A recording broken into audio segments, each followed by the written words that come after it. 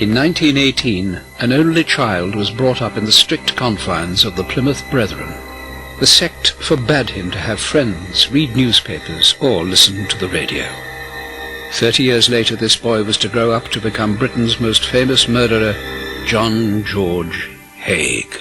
This crime was so awful that we hadn't seen the likes of it until, in my opinion, the Fred West case, which was where the reporters all agreed not to report the horrific details of what was revealed in court.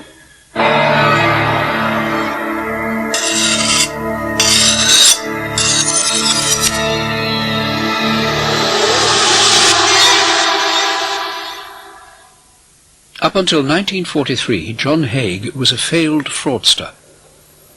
He ended up in Dartmoor on a 2-year stretch, and while he was there he got to know real killers, and I think this captured his imagination. During his time in jail, Hague came to believe that no one had ever been convicted of murder in England without a body of evidence, corpus delicti. He left prison in September 1943 with an idea of how to commit the perfect murder. Hague, in his mind, believed that if there was no body, there could be no court case against him. There could be no murder. No body, no murder. He was in the clear, so all he had to do was get rid of the evidence and he would be a free man. Hague's first victim was his rich friend, William McSwan. As they had planned to go into business together, McSwan would have suspected nothing when Hague invited him down to view a new property venture.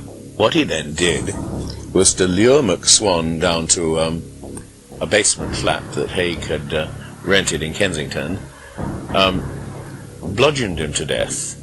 He murdered his business partner in 1944 and disposed of the body in a rather unique way by soaking it in, or drowning it in sulfuric acid.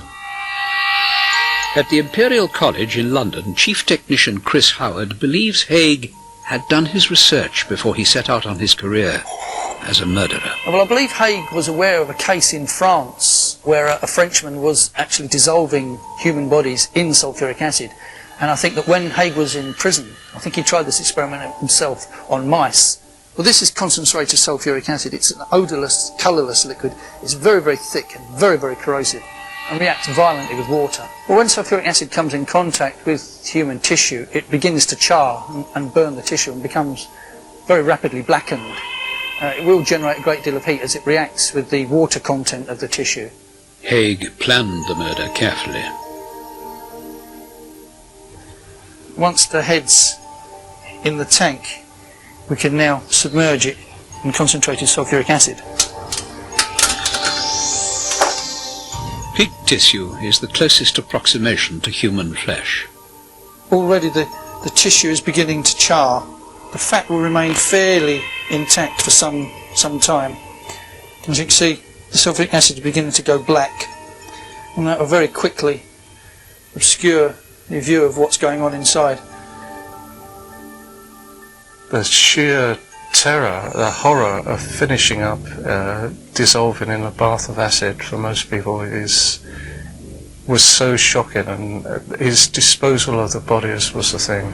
Within the confines of that basement flat, the acid was beginning to burn at McSwan's corpse, but Hague hadn't reckoned on the noxious fumes that would be produced. He had to flee the basement to get some fresh air, but forced himself to return to the physically demanding work. I think he would have had a struggle with the weight of the acid as well. It's awfully heavy, sulfuric acid, and with the combined weight of the acid and the body, he would have been struggling with a great deal of weight.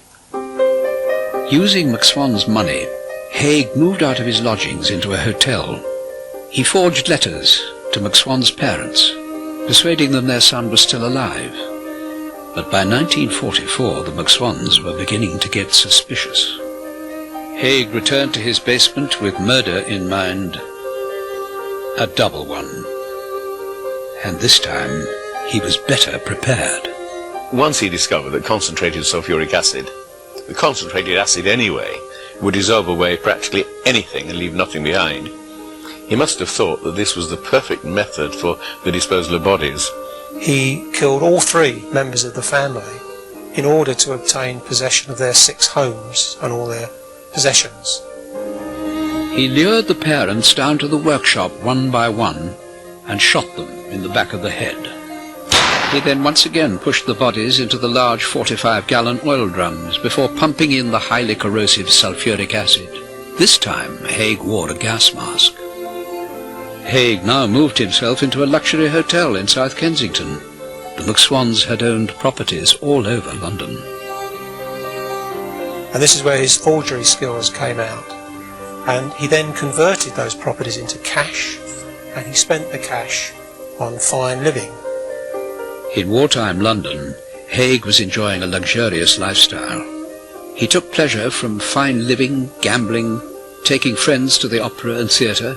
During the weekends he would go down to the George Hotel in Crawley, where he would take out his girlfriend Barbara Stevens for picnics or to the cinema.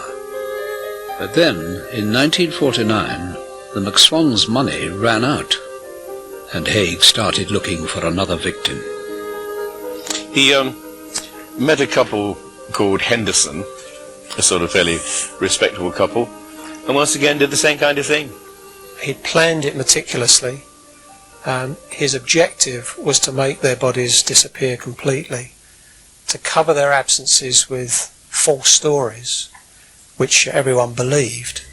On Friday the 13th of February 1948, the Hendersons packed their suitcases, heading for a romantic Valentine's weekend together in Brighton. They never made it to the hotel. Haigh picked up Dr. Henderson, took him to lunch in Crawley, and then lured him back to his workshop. Persuaded the husband to come to a place which by then he'd taken in Crawley, down south of London, lured the husband along there, killed him with a shot in the back of the head. Haigh had to drive over 30 miles back down to Brighton and think of an excuse to persuade Mrs. Henderson to return with him. He then lured the wife down there, saying that the husband had been taken ill suddenly, and killed her too. Once again did the same thing as with the McSwans, disposed of all their property, made once again a few £1,000s on it, and once again went on living in the place that he preferred, the Onslow Court Hotel. So he liked the good life, and he wanted the money from other people to pay for it. The same happened when he murdered the Hendersons, Rose and Archie Henderson. He acquired a block of flats that they owned, a toy shop that they owned. He even stole their golf clubs, their pet dog and their car, and he kept all these possessions for his own use. By 1949, Haigh was Britain's most successful serial killer. In the austerity of post-war Britain, he stayed in 2 hotels, one at the weekend with his girlfriend, and another in central London, commuting between the two in his Lagonda. Life was good for Haigh. But by early 1949, he was running out of money. He began to look for his next victim, a fellow hotel guest staying only 2 floors down from him. Haigh began to plan his next murder. For the first time, he would kill someone on his own doorstep. In doing so, he would make his first major mistake.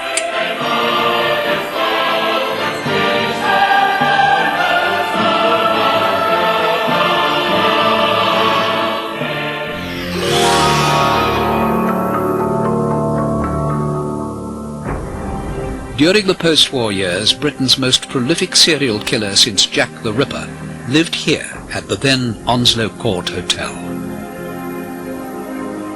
By 1948, John Hague had killed 5 people over a 4-year period. He murdered all 3 members of the McSwan family and lived off the profits from their estates. The Hendersons were next, completely eliminated without a trace. By dissolving the bodies in sulfuric acid, there could be no body and therefore no evidence on which to incriminate him. Haigh believed he'd achieved the perfect crime. He now set himself up in a workshop in Leopold Road, Crawley. Far from prying eyes, it contained his 45-gallon drum, revolver, and gas mask. For 2 years, he had conversed with a fellow resident over breakfast in the hotel dining rooms. Haigh decided to make the portly and gullible Mrs. Durand Deacon his next victim. Mrs. Durand Deacon had an idea for making money by manufacturing plastic fingernails. Hague pretended to be greatly taken with his idea. Once again invited the lady down to his place in Crawley. This was in February 1949. She went down with him and was killed, almost certainly, that same day. By now, Hague had his murders down to a routine, and that's maybe why he became careless. He then went on and did what he'd already done with the previous bodies, that is to say, and put her in a large drum of concentrated sulfuric acid. Mrs. Durand Deacon met the same fate as Hague's other 5 victims. While her body was left to dissolve, Hague sold her jewellery and coat. But Hague had made a mistake. He needed more acid to dissolve the portly Mrs. Durand Deacon, and secondly, friends of the wealthy widow quickly began to suspect something terrible had happened to her. Well, the first 5 murders he got away scot-clear. He made up stories that people believed that his victims had emigrated. In the case of the McSwan family, he claimed that they had emigrated to America. In the case of the 2 Hendersons, he told the relatives and friends that they'd gone to live in South Africa. And he even wrote letters and forged signatures to show that this had happened. But in the case of victim number 6, Mrs. Olive Durand Deacon, he was caught out very quickly. One of her friends reported her missing, and she was known to be seeing him from time to time, and the police put 2 and 2 together, and they followed up the case. After discovering Hague's criminal past as a fraudster, police arrested him, and during a lengthy interview the overconfident Hague confessed to having committed murder, but defied the police to prove anything without a body. Only 2 days had elapsed since Mrs. Durand Deacon disappeared. Scotland Yard brought in their top pathologist, Keith Simpson. It was Simpson's job to nail Hague. They went down to look at this place in Crawley, and all they could find in the backyard was 6 inches of thick black acidy sludge. And it looked as if Hague was quite right, they couldn't prove a thing. So they got hold of the pathologist, Keith Simpson. He went down and sort of looked among these things. When the police got to the site, they would have just found this black sludge that was staining the earth outside the premises. Well, this is all that's left of the pig's head after 5 hours in the sulfuric acid. It's reduced to a very thick, oily black sludge. As you can see, there's a very thick crust on the top in a very black sulfuric acid liquid. At the bottom, you can't quite see it because it's so black, there is a very thick layer of undissolved fat. This is what we managed to get out after the 5 hours in the sulfuric acid. The bone still remains. We have the top of the skull, the jaw, and some of the teeth still left. But as you can see from the pitting, that the sulfuric acid was well on its way to dissolving the bone as well. And had we left this in for another hour or so, this would have all completely gone as well. It was a macabre race against time for the police. If anyone could find a trace of the late Mrs. Durand Deacon, it would be their eagle-eyed pathologist, Keith Simpson. And then he peered closely at what looked like a pebble and said, "That is a gallstone." There would have been fairly easily identifiable human artefacts like bone, teeth, and I believe there were some gallstones. I think Hague didn't realise just how much residue there would be left. He just knew that sulfuric acid would dissolve a body, but he didn't realise that it wouldn't dissolve a body completely.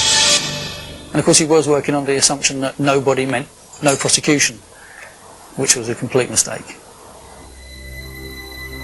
Realising that he had been caught, John Hague began to form a plan to avoid a sentence of execution. What he told police was to result in some of the most fantastical headlines ever to be seen. He related to them how he often had very strange dreams, that he had strange dreams as a child, and that prior to each murder he had these peculiar dreams, and they were dreams of forests of blood, and that a strange voice would point him towards the blood and the murder of someone. Hague then said, yes, he'd committed these murders because he was a vampire, and he loved drinking blood, and after each of these murders he'd taken a cupful of blood from the victim and swigged it down. People believe that he was pretending to be mad and said that he drunk the blood of his victims, but this was probably a ploy so that he wouldn't be hanged, that he could spend the rest of his days in Broadmoor. As the net closed ever tighter, Hague doubled his efforts to claim insanity by elaborating on the number of victims he'd killed. When he made statements to the police, he actually gave evidence about 9, but the police only ever found any firm evidence relating to 6, and Scotland Yard to this day remain convinced that it was 6 and 6 only, and that the other cases were just part of his wild imagination. Interest in Hague's case meant that crowds gathered at all his court appearances.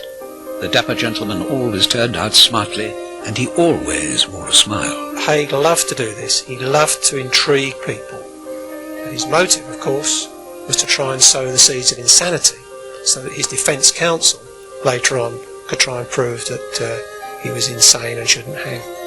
During the trial, 33 witnesses were called by the prosecution, while defence counsel could produce only 1, as the amount of evidence against him far outweighed his claims to madness. Hague's interest in his own court proceedings began to wane. At the early part of the trial, he was very interested in the proceedings, and apparently he took a lot of notes, but eventually he lost interest. As evidence was being given against him, he was more interested in finishing his crossword than he was in the events that were being played out in front of him, even though, if found guilty, he knew he was going to hang. And on one occasion was seen to slip back in the seat and almost fall out of the dock, and had to be caught by a constable who was standing behind the door. So I think he had resigned himself to the fact that his future was no longer within his own hands, and he lost interest in it completely. Hague's trial was over within 2 days. He was given the sentence of death by hanging. In prison, Hague wrote an account of his life for the News of the World, the paper that had paid for his expensive defence team, from which a great deal can be learnt about his background. He did talk a lot of honest stuff about his childhood, and what it felt like to be an only child of a sort of grimly religious mother and father. He came from a rather religious family. His parents were members of the Plymouth Brethren. He wasn't allowed to read newspapers or listen to the radio, or he wasn't allowed to read adventure books. All that kind of thing was excluded from him. He wasn't allowed to have friends of his own age. The weird thing about Hague was that because of this incredibly religious background, he'd simply got himself into the position of a kind of permanent deceiver. He was a con man, he was a forger, and he was obviously a person without any conscience, who could kill someone one minute, be having a meal the next, and next day be taking a girlfriend to the cinema as if nothing had happened. No one could have been more shocked about Hague's true identity than his long-term girlfriend, Barbara Stevens, who had shared an apparently normal relationship with him in Crawley. He would disappear on business from Monday to Friday, but he would always come back to Crawley on a Saturday or a Sunday to see Barbara for tea or to go to the cinema. So they developed a relationship which lasted for 6 years. But unbeknownst to her, he was undertaking the 6 murders during the time of their relationship. He would be killing someone on a Friday and taking her out to the cinema on a Saturday, or going on a picnic to Tilgate Park on a Sunday, and then going back to his workshop on the Monday to dispose of the body. And she had no idea that this was going on. While in prison, Hague's conduct again drew interest. It was as if he didn't care. He polished up the story of his life. In lighter moments he tackled a crossword. When pensive, he turned to the Bible. I'm always interested in what happens to people from the time they're sentenced to the time they're executed. And he used to play chess with the prison warders, and he was just a normal human being. Very, very strange. He was hanged in 1949, 5 years after he did his first murder.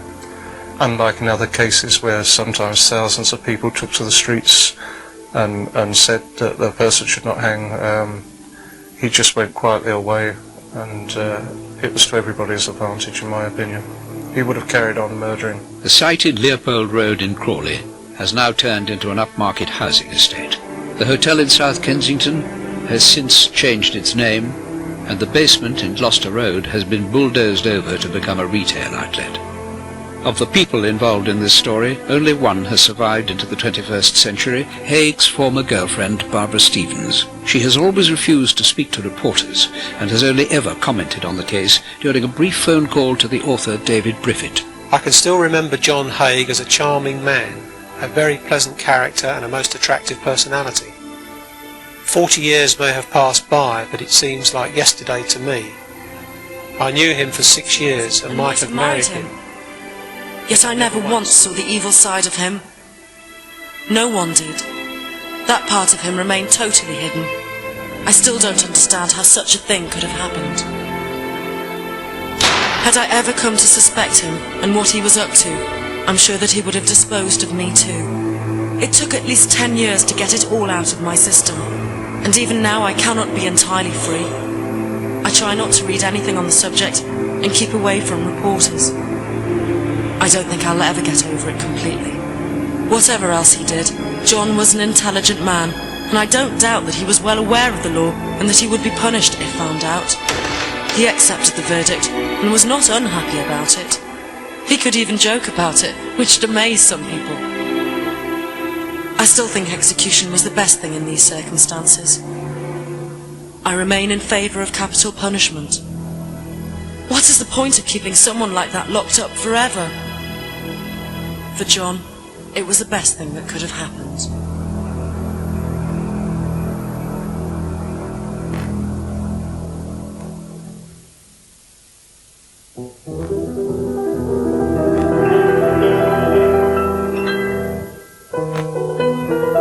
You can see another of London's scariest mysteries and one of the most bizarre murder cases ever, same time next Friday. Seconds away tonight, Jackie Joseph with Nightlife.